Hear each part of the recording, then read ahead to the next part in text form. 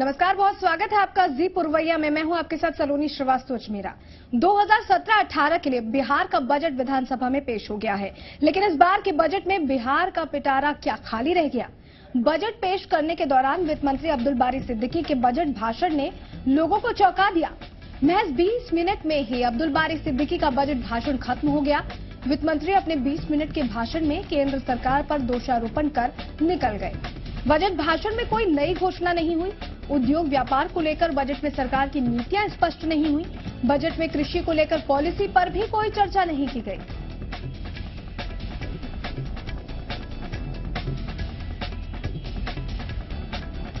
तो 20 मिनट में ही ये बजट भाषण कब खत्म हो गया किसी को अंदाज भी नहीं लगा, और ऐसे में जो योजनाएं थी उनके बारे में कोई स्पष्ट रूप से किसी को समझ नहीं आया। बहुत ही संक्षिप्त बजट पेश किया गया।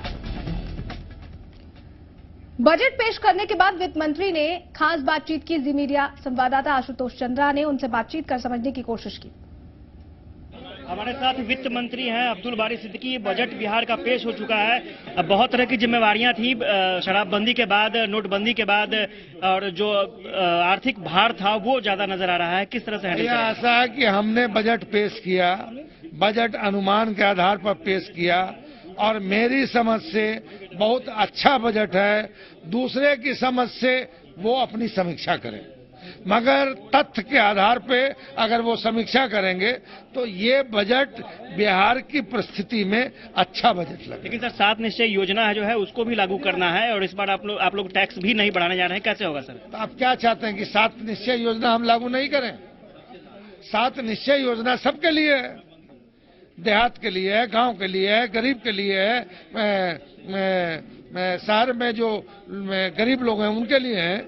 और वो पैसा हम जहां से भी व्यवस्था हो सकती है हम व्यवस्था करके उन योजनाओं को धरातल पर उतारेंगे। लेकिन सर इस बार आप लोगों ने 15,000 करोड़ ज्यादा का सरप्लस बजट बनाया है।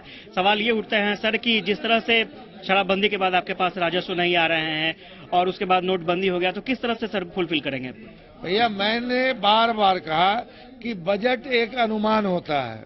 जैसे घर का अगर कोई आदमी साल का बजट बनाता है तो घर में सोचता है कि शादी के लिए इतना, बच्चे को पढ़ने के लिए इतना, फलाने के लिए इतना, मगर जब साल खत्म होता है तो कभी कभी होता है कि शादी उस साल नहीं हुआ, अगले साल होगा। पढ़ाई में जो है इतना नहीं, इतना खर्चा हुआ। तो उसी तरह बजट अनुमानित है और वो अनुमान हमने ठीक रखा है, और हमारी कोशिश होगी कि जो हमारा लक्ष्य है उसको हम प्राप्त। केंद्रांश भी सर कम हो गया है। केंद्रांश कम हो गया तो थोड़ी आप लोग मदद कीजिए कि केंद्रांश बढ़ जाए। तो केंद्रांश कम हो गया तो सर उसमें परेशानी तो आप लोगों की बढ़ेगी ना सर। सब जगह से तो लॉस में ही जा रहे हैं आप लोग, तो फिर इतने बड़े बजट का आकार कैसे पूरा हो पाएगा? नहीं, केंद्रांश से मतलब जो बदला है वो उनके फंडिंग पैटर्न के कारण बदला है और उनकी गलत बयानी के वजह से बदला है। और हम कभी ये नहीं समझते थे कि प्रधानमंत्री के पद पर रहकर कोई व्यक्ति यह कहे आकर बिहार में कि हम स्पेशल पैकेज देंगे और स्पेशल पैकेज नहीं दे। अच्छा, कोई भी टैक्स आप लगाने जा रहे हैं या प्रत्यक्ष या अप्रत्यक्ष? प्रत्यक्ष और अप्रत्यक्ष कोई टैक्स नहीं लगा रहे हैं। जीएसटी लागू होने वाला है। जीएसटी काउंसिल का जो निर्णय होगा वही निर्णय हम इम्प्लीमेंट करेंगे। तो वित्त मंत्री अब्दुल बारी सिद्दीकी थे हमारे साथ, और इन्होंने साफ तौर पर कहा है कि प्रत्यक्ष और अप्रत्यक्ष तौर पर टैक्स नहीं लगाया जा रहा है। और सबसे बड़ी बात यह है कि सरकार की तरफ से केंद्रांश कम हो चुके हैं। केंद्र सरकार की तरफ से शराबबंदी के बाद राजस्व की भी कमी है, नोटबंदी के बाद भी सरकार को झटका लगा है। तो सबसे बड़ी बात है कि इतने बड़े योजना आकार को सरकार कैसे फुलफिल कर पाएगी, ये बड़ा सवाल है। कैमरामैन सिद्धू मनीष के साथ आशुतोष चंद्रा, जी मीडिया, पटना। तो चलिए, इस पर चर्चा करने के लिए हमारे साथ खास मेहमान जुड़ रहे हैं। सत्यजीत सिंह साहब जुड़ रहे हैं हमारे साथ, जो कि अध्यक्ष हैं पीएचडी चैम्बर ऑफ कॉमर्स के। बहुत स्वागत है आपका सत्यजीत जी। सत्यजीत जी, इससे पहले जब बजट पेश नहीं हुआ था तो हम उम्मीदों को लेकर बात कर रहे थे, लेकिन अब बजट पेश हो चुका है। मात्र 20 मिनट में बजट पेश किया गया और काफी संक्षिप्त था। तो ऐसे में जो एक ओवरव्यू है आपका, सबसे पहले ओवरव्यू जानना चाहेंगे बजट को लेकर क्या है? देखिए, इस बजट में कुछ खास नहीं है। ये एक रूटीन बजट की तरह लग रहा है, क्योंकि पिछले साल से इस साल के बजट में भी कोई खास अमाउंट बढ़ाया नहीं गया है। सरकार के पास जो है रेवेन्यू कम है, टैक्स से कलेक्शन कम हो रहा है, इस बजट से साफ दिखाई दे रहा है। जो इंडस्ट्री का कंसर्न था कि जो लीकर इंडस्ट्री को बंद किया गया शराबबंदी के बाद, उससे राज्य के अर्थव्यवस्था पर प्रभाव पड़ेगा, वो प्रभाव जो है इस बजट में दिख रहा है। और इस बजट से कोई भी, जैसे हम लोग जैसे उद्योग और व्यापार से जगत से लोग जो जुड़े हुए हैं, उस बजट के बाद हम लोग हर एक बजट में ये उम्मीद करते हैं कि कुछ उत्साहित करने वाली बात हो, कुछ ऐसी बात हो, कुछ ऐसे विजन डॉक्यूमेंट हो, कुछ इस तरह से रोड मैप बने कि हम लोग उस रोड मैप पर चलें और राज्य की तरक्की में अपना योगदान करें। पर इस बजट में ऐसा कुछ दिखाई नहीं दे रहा है। और ये बजट जो है काफी उद्योग और व्यापार के लिहाज से काफी निराश करने वाला है, क्योंकि हमें जो जानकारी मिल रही है उसमें है कि उद्योग विभाग के जो बजट्स हैं उसमें भी कोई बहुत ज्यादा प्रावधान नहीं किया गया है। जो न्यू लैंड इंडस्ट्रियल एरिया पिछले 20-25 सालों से बिहार में नहीं बने हैं, न्यू इंडस्ट्रियल एरिया के लिए जो कुछ फंड की व्यवस्था करनी थी ताकि न्यू इंडस्ट्रियल एरिया बने, उसके लिए भी कुछ नहीं किया गया है। ये कहीं न कहीं एक उत्साहवर्धक बजट नहीं है उद्योग और व्यापार के क्षेत्र में। बिल्कुल सत्यजीत जी, जिस तरह से आपने कहा भी बहुत उत्साह नहीं पैदा हो रहा है इस बजट को देखते हुए, जो घोषणाएं की गई हैं उसको देखते हुए, क्योंकि एक क्लियर पिक्चर नहीं बन पाई है। सत्यजीत जी, ये जानना चाहेंगे, अगर बात की जाए ओवरऑल की, तो कहीं ना कहीं ऐसा नहीं लगता है कि पुरानी जो योजनाएं थी, जिस तरह से 7 निश्चयों की बात होती, पिछले बजट में भी 7 निश्चयों को कैपिंग की गई थी बजट के अंदर ही, इस बार भी कुछ वैसा ही है? तो क्या लगता है पुरानी ही चीजों को सजा के सहेज के एक बार फिर पेश किया गया है, कुछ इस तरह का लग रहा है?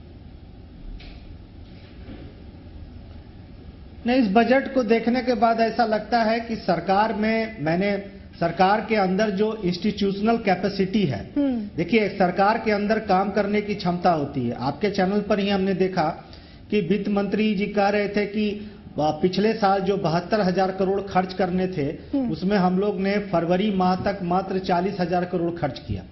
तो लगभग आप समझिए कि टोटल जो ये बजट बनाते हैं उसका 50% ही खर्च कर पाए 11 महीने में, और एक महीने में सारे 50% ये खर्च करने के दौर में है। तो हमें लगता है सरकार के अंदर वो इंस्टीट्यूशनल कैपेसिटी भी नहीं है, और जिस कारण से ये ओवरऑल बजट जो है वो लोग बहुत कोई विजन डॉक्यूमेंट, और जिस 7 निश्चय की आपने बात की, 7 निश्चय के लिए कोई अलग से फंड की व्यवस्था नहीं की गई है।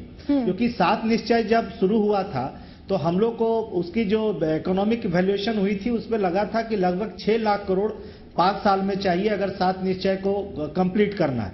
लेकिन वो कहीं अलग से उसका कोई व्यवस्था नहीं किया गया है। जैसे आपने कृषि रोड मैप बनाया, एक 7 निश्चय रोड मैप बना के भी उसमें अगर अलग से सारे विभागों को जोड़ के आप एक फंड की व्यवस्था करते तो वो समझ में आता कि सरकार 7 निश्चय के प्रति भी जो है डेडिकेटेड है। ओवरऑल इस बजट को देखने के बाद ऐसा लगता है कि एक रूटीन बजट है। सरकार जो है वित्तीय प्रबंधन में कहीं न कहीं जूझ रही है, रेवेन्यू नहीं आ पा रहा है, खर्च ज्यादा है, उसको मैनेज करने के चक्कर में इन्होंने रूटीन में किया है। क्योंकि अगर आप रिवाइज बजट को देखेंगे तो वो लगभग 1,54,000 करोड़ का था, और ये नेक्स्ट ईयर का बजट इन्होंने 1,60,000 करोड़ दिया। तो लगभग 3-4 हजार करोड़ का मामूली ये इन्होंने बढ़त किया है।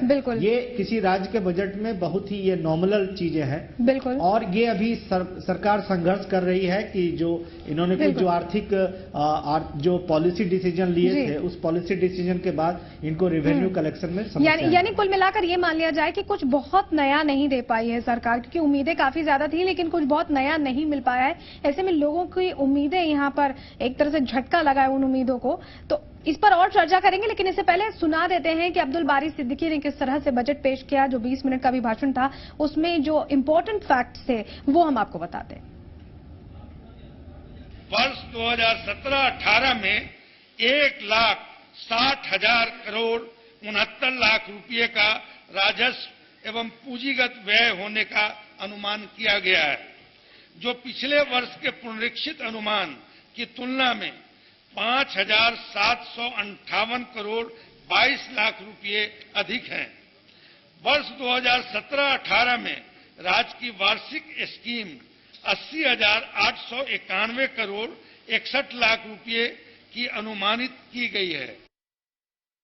अनुसूचित जनजातियों के लिए कुल 1,347 करोड़ 64 लाख रुपये प्रावधानित हैं, जो कि मुख्य शीर्ष 2225 एवं अन्य मुख्य शीर्ष के अधीन लघु शीर्ष 796 अनुसूचित जनजाति के लिए करणांकित की गई है।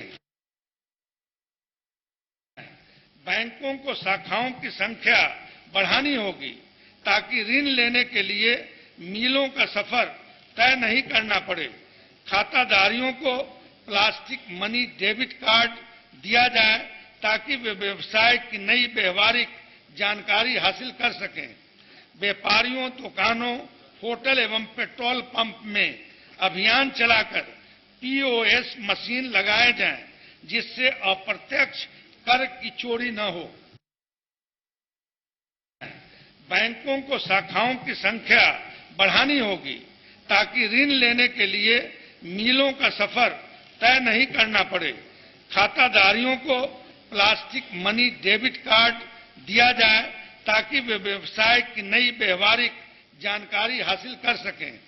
व्यापारियों, दुकानों, होटल एवं पेट्रोल पंप में अभियान चलाकर पीओएस मशीन लगाए जाएं, जिससे अप्रत्यक्ष कर की चोरी न हो। बैंकों को शाखाओं की संख्या बढ़ानी होगी ताकि ऋण लेने के लिए मीलों का सफर तय नहीं करना पड़े। खाताधारियों को प्लास्टिक मनी डेबिट कार्ड दिया जाए ताकि वे व्यवसाय की नई व्यवहारिक जानकारी हासिल कर सकें।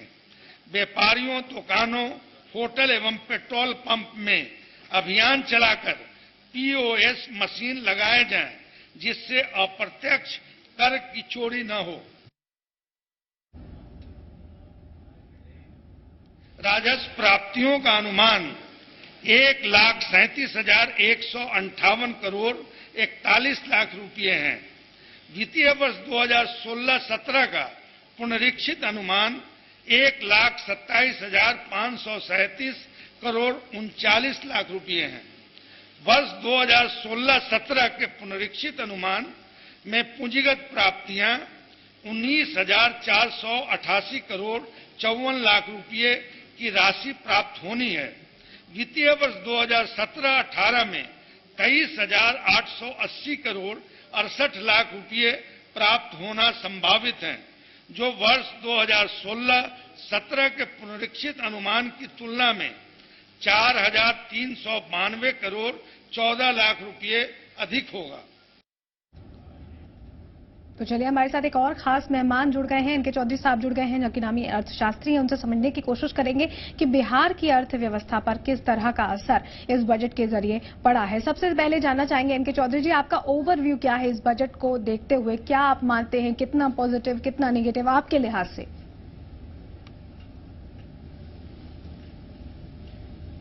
अभी मैं अपने एक बड़े ही मशहूर फेलो पैनलिस्ट के साथ बैठा हूं और आपसे मुखातिब होने के पहले इनसे बात हो रही थी और मैं इनके विचार से सहमत हूं। यह तो बजट ही नहीं है, बिल्कुल इसे बजट नहीं कहा जाता। जो बजट पेश किया गया है, जो अंश अधिकांश अंश तो प्रेजेंट किया ही नहीं गया और वो टेबल पर रखा गया और वो प्रेजेंट किया हुआ माना जाएगा, मैं जानता हूं इस बात को।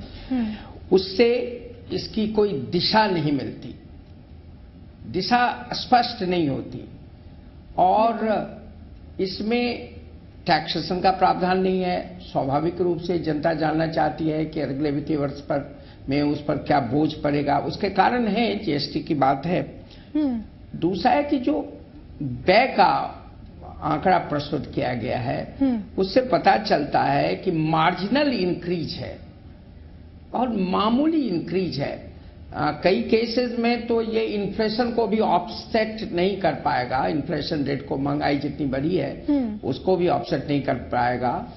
तो स्वाभाविक रूप से कोई बड़ी बात इसमें नहीं है। देखिए, दो सवाल बड़े महत्वपूर्ण सवाल हैं यहाँ। शिक्षा का सवाल, स्वास्थ्य का सवाल, जो मानव विकास से संबंधित है। बिल्कुल, कम से कम यह तो बताते कि 17-18 में वो जीडीपी का कितना प्रतिशत शिक्षा पर खर्च करने जा रहे हैं, स्वास्थ्य पर कितना करने जा रहे हैं। अभी अमर्त्य सेन ने कहा कि जीडीपी का 1.3% देश खर्च कर रहा। तो नीतीश कुमार जी अगर देश की दिशा से भिन्न चल रहे हैं और ये समाजवादी अपने को कहते हैं, तो हम जानना चाहते थे कि जीडीपी का कितना बड़ा भाग हेल्थ पर खर्च हो रहा है। बिल्कुल। क्या 1.3 से ज्यादा है, क्या वो मिनिमम 4% है। कुछ तो साउथ ईस्ट एशियन कंट्रीज 10% खर्च कर रहा है। शिक्षा पर जो पुरानी मान्यता थी 6%, क्या कुछ देश तो साउथ ईस्ट एशियन कंट्री में 10-15% खर्च कर रहा है। क्या है धरातल पर स्थिति यह है कि स्कूलों में जहां गरीब बच्चे पढ़ते हैं, न शिक्षक हैं, न इंफ्रास्ट्रक्चर प्रॉपर है, न गुणवत्ता है। नहीं, अस्पतालों का भी यही हाल है चौधरी साहब, अस्पतालों का भी यही हाल है क्योंकि डॉक्टर्स नहीं है, टीचर्स नहीं है, अस्पतालों की भी स्थिति ऐसी है। मैं आ रहा हूं उस पर और उसी तरह अस्पतालों की हालत है। कम से कम दिशा तो आनी चाहिए थी कि यह सरकार क्या विश्वास करती है कि उसकी जिम्मेदारी है शिक्षा की व्यवस्था करना, क्या उसकी जिम्मेदारी है राज्य की स्वास्थ्य की व्यवस्था करना। अमेरिका जैसे देश में जो विजन क्लियर नहीं हो पाया, ओबामा केयर और अन्य बातों पर हेल्थ पर डिस्कशन हो रहा, लेकिन यहाँ कोई दिशा ही नहीं नजर आती है। और सच कहिए बड़े बड़े उद्देश्य रखे गए हैं। ये उद्देश्य क्या है विकास का? अगर इन्होंने जो आंकड़े पेश किए आर्थिक सर्वेक्षण के रूप में उनको देखा जाए तो पिछले 5 साल में compound annual growth rate agriculture and allied का -3.1% है। अब सोचिए कि कृषि पर बिहार में 76% डायरेक्ट प्रत्यक्ष रूप से आबादी निर्भर करती है। 89% पिछले सेंसस के अनुसार ग्रामीण आबादी है। वहां से पॉपुलेशन का ट्रांसफर। चौधरी साहब आपके पास वापस लौटेंगे, सुशील मोदी कुछ कह रहे हैं बजट पे, पहले सुन लेते हैं। आईएएस लोग कभी सड़क पर नहीं उतरे थे। ये पहली बार बिहार में इतिहास रचा गया है। ये आईएएस लोगों को सड़क पर उतरना पड़ा, उनको ह्यूमन चेन बनाना पड़ा, मुख्यमंत्री और राज्यपाल से मिलना पड़ा। तो यह बतलाता है कि बिहार के अंदर सुशासन की क्या दुर्गति हो रही है, ये उसका परिचायक है। और देखिए, मैं नहीं जानता हूं इस सब मामले में उनकी कितनी भागीदारी की या नहीं भागीदारी, लेकिन सुधीर कुमार मेरे साथ भी वर्षों तक उन्होंने काम किया है और मैं इतना ही कहूंगा एक आउटस्टैंडिंग ऑफिसर वो हैं, रहे हैं। लेकिन इस मामले में आईएएस अधिकारियों को संदेह है उनके साथ न्याय नहीं होगा, इसलिए उन्होंने सीबीआई जांच की मांग की है। तो मैं आईएएस एसोसिएशन की इस मांग के साथ खड़ा हूं, हम लोग समर्थन करते हैं इसकी जांच सीबीआई से कराई जाए और सुधीर कुमार को जिस तरह से गिरफ्तार किया गया। तो सुशील मोदी सुधीर कुमार को लेकर बोल रहे थे कि वो साथ खड़े उस मुद्दे पर। चलिए वापस लौटते हैं, बजट की चर्चा पर हम वापस लौटते हैं। चौधरी साहब, आप बताने की कोशिश कर रहे थे कि कहीं ना कहीं विजन की एक कमी दिखी। जो डॉक्यूमेंट पेश किया गया उसमें साफ तौर पर समझ नहीं आया कि किसके लिए क्या है। ये बात जरूर है कि 20 मिनट का जो भाषण रहा था उसको बाद में टेबल पर पेश किया गया और पूरा एक उसका डॉक्यूमेंट है, लेकिन वो डॉक्यूमेंट जनता नहीं पढ़ सकती है। जनता को कैसे समझ में आएगा कि उसको कुछ मिला भी है या नहीं? वो जानबूझ के ऐसा कर रहे हैं, गंभीर नहीं है। न नीतीश कुमार गंभीर है बजट के बारे में, न माननीय वित्त मंत्री गंभीर है। मैंने तो पहले ही कहा कि ये बजट ही नहीं है। बजट का अर्थ ये होता है क्या? ना इसमें विजन है, न डायरेक्शन है, न कोई ठोस कार्यक्रमों की बड़ी है, कोई फ्लैगशिप प्रोग्राम नहीं है। खाली उन्होंने कहा हमारा उद्देश्य है विकास। कैसे उस विकास की क्या रणनीति है उनकी? क्या इस बजट के माध्यम से विकास की को गति देना चाहते हैं? खासकर तब जब विकास की गति धीमी हो रही है। आंकड़े बताते हैं लगातार घट रही है विकास की दर। और दूसरी बात, जो सेक्टोरल विकास की दर है, जहां मैंने कहा एग्रीकल्चर पर, खेती पर 76% आबादी निर्भर कर रही है, 89% ग्रामीण आबादी है। मैं देख रहा हूं कि पिछले 5 साल में compound annual growth rate of agriculture and allied का -3.1% है। दूसरा जो आंकड़ा स्पष्ट आता है कि साहब सापेक्षिक रूप से टोटल इनकम में एग्रीकल्चर का कंट्रीब्यूशन घट रहा है, प्राइमरी सेक्टर का, जबकि उस पर निर्भर रहने वाली आबादी उतनी तेजी से नहीं घट रही है। तो एक पुराना सिद्धांत है कुजनेट्स का वेस्टर्न इकोनॉमी के संदर्भ में कहना कि उसका घटना चाह रहे, अच्छा तो जरूर है, लेकिन कब? जब आबादी भी शिफ्ट हो, दूसरी तरफ इंडस्ट्रियलाइजेशन नहीं हो रहा। इंडस्ट्रियलिस्ट ऑन आप कैमरा जो कहें, भीतर से नहीं खुश है, मैं जानता हूं। इंडस्ट्रीज एसोसिएशन खुश नहीं है, जो अभी नीति आई है वो नहीं है, उनकी कोई पूछ नहीं है, कोई पूछता नहीं है, मुख्यमंत्री उनसे मिलते तक नहीं है। तो बड़ा अगर इंडस्ट्रियलाइजेशन का कोई प्रोग्राम नहीं है, कोई इन्वेस्टमेंट नहीं आ रहा है, तो कैसे शिफ्ट करेगा लोग? ऐसी स्थिति में सिंक कर रहा एग्रीकल्चर रूरल सेक्टर इकोनॉमी में सापेक्षिक रूप से तुलनात्मक दृष्टि से सिंक कर रहा। कौन सिंक कर रहा? 90% लोग नीचे जा रहा, गड्ढे में जा रहा, 76% ग्रामीण आबादी नीचे जा रही है। क्या रणनीति है?